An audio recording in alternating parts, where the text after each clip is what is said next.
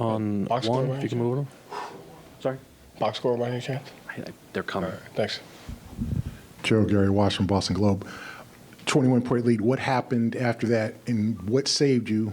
Like, what gave you the fortitude to make plays enough to hold on, obviously on the biggest stage? Yeah, I mean, you were going to expect a run from them because they had a 19-point quarter, and so, just by the type of shots they take alone, you knew they were going to make some kind of run. Some of those came at the expense of our offense. I thought maybe, we missed a couple reads. They changed coverages and they changed matchups on like 3 or 4 straight possessions, and we missed the read to get the right shot. So I'd say probably 60% of the shots we took in that stretch, we got to get better, and 40% I was okay with. We just missed them. But our one-shot defense and our ability to get back to the game plan, they put a ton of pressure on your defensive game plan throughout, and you just got to stick with the discipline of it. So we were able to do that and make plays down the stretch. Dave, second row on the left.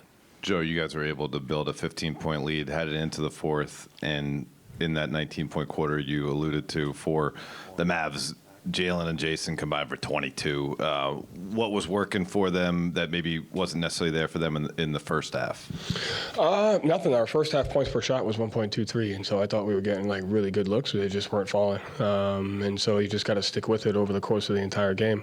I thought in the third quarter we found the right spacing, we found the right frequency, and we made the right read 6 straight times, which got us those shots, and they were able to fall. And then that's where the second stretch of that fourth quarter. We missed some of those reads, and they were able to come back into the game. So, just those guys' ability to know that what shots they're taking and continue to take the right ones over and over again. John, back right. Joe, John Corrales, Boston Sports Journal. You went with Xavier Tillman in this one, and he ended up as a +9 overall. What did you see from him? What made you go in that direction? He played in the Western Conference for 3-4 years, and so he's played against the Mavs, and so he's had that experience. Memphis has used a similar game plan that we have, so he was used to that. And I thought, with that comfort level of playing against those guys for so long, he was going to be able to execute the things that we needed to execute. And so I thought he did a great job in our switching. He did a great job in our screening, getting to our spacing, and that's what we talk about with those guys. Is regardless of who's in, who's out, I trust the next man up because of the work they put in and the staff that prepares them. Jared on the right, third row. Jared Weiss, The Athletic. You used to get asked if you guys took too many threes for a long time, and it doesn't seem like that question gets asked too much anymore. You had double the number of threes they had for a lot of this game. They start to come back when they actually start taking them. How has your team been able to just stick with that, play through the misses? You're letting them attack your cross matches, and they're taking 2. How does that math play out in the end? Yeah, I mean, I think you got asked that question a lot just because it was new. Anytime you're developing a new philosophy or a new style, it just takes time for understanding and execution. And so credit to the guys where we've decided how we're going to play, and we fight to do that. And, but also just being flexible in that. So it's not, we don't want to just settle for those. I think our guys have done a good job fighting for the right shot based on what the defense is giving us. We were able to get some of those in the third quarter. So I think it says a lot about them. The guys understand the game. They understand why we do what we do, and they work to execute it as best as they can. Jay here in the second row. What goes into weathering the storm when Kyrie and Luka come out as aggressive as they are, and they're firing on all cylinders in that first half? Yeah. What resilience goes into just kind of sticking with it and staying disciplined when they're going like that? Yeah, I mean, it's first having an awareness as to how are they scoring, what are they doing. You got to ask yourself: are we executing the game plan? Are we giving the shots up that we're willing to give up? And so we I think it was one of the quarters we had like 26 points of points that we can control, and so you got to fight like hell to take those away.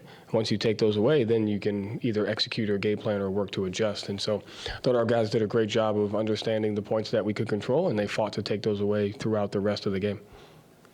Tim, all the way in the back. Joe, you guys had a real big run. Thank you. Late in the first quarter of game 1. I think you had one in the third quarter of game 2. You had 2 really big ones tonight.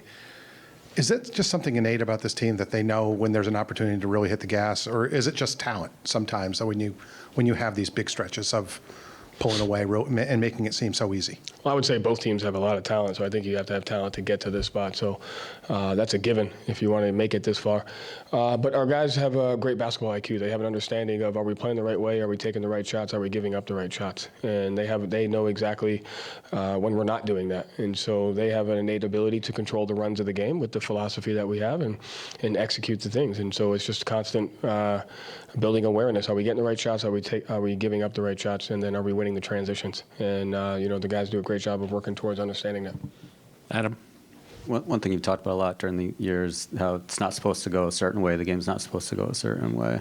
We've seen, occasionally there's a big lead goes away, but for the most part, you guys figure it out in the end throughout the season. What has been the process, the guys kind of grasping that and not kind of, when they're right on the edge, not falling over it? Just what we talked about, having an understanding of, we know teams are going to make runs. Can we manage those? And we know why we make runs, and we know why other teams make run on us. And so you just have to constantly problem solve throughout the game. You have to ask yourself why every single possession. Why did that happen? Why did this happen? Was this what we talk about? Was it not? And the guys, they fight for that because of their basketball IQ. So they spend a lot of time understanding that. And that's part of the game, right? They got out to a big lead, and I forgot, I don't even know what we were down. What were we down? 13? And so that's just part of the game. But it's understanding why. Why are we down 13? Is it effort? Is it execution? Is it things we can control? And once we answer those questions, we can move on, to the next phase of the game. Vinny, third row in the center? Joe, Vince Gilbo, Yahoo Sports. How you doing? Good. Jalen had the big third quarter when he helped you guys push to the lead, and then in the fourth, he had the big jumper when Dallas was charging. Just the poise that he's played with, how have you seen that grow, not just in this series, but since you started coaching him? How can I explain Jalen? The guy just has a growth mindset. He just wants to get better. He yearns to get better. He's not afraid to face his weaknesses, on the court. And so when you have that type of mindset, you're just going to be able to take on every situation that the game brings you. So he puts himself in every single situation that he sees in a game. He uses 6, 7, 8 coaches a day. And every situation on both ends of the floor, he puts himself in that. And that's how you have to grow, is to, become vulnerable on the things that make you uncomfortable. And he does that. Tim, back left? Joe, you guys have been able to put a lot of pressure on Luka at both ends. You're obviously able to pressure up with Jalen and Drew all the way up to court, and then you're able to go at him with a bunch of different options on offense, make him work a lot. Have you noticed that working throughout the game in terms of sort of being able to wear him down as the game? I don't think he gets worn down. He looks pretty fresh out there. I think we could do a better job of being intentional about the offense and the spacing at times. But I don't see him getting tired at all.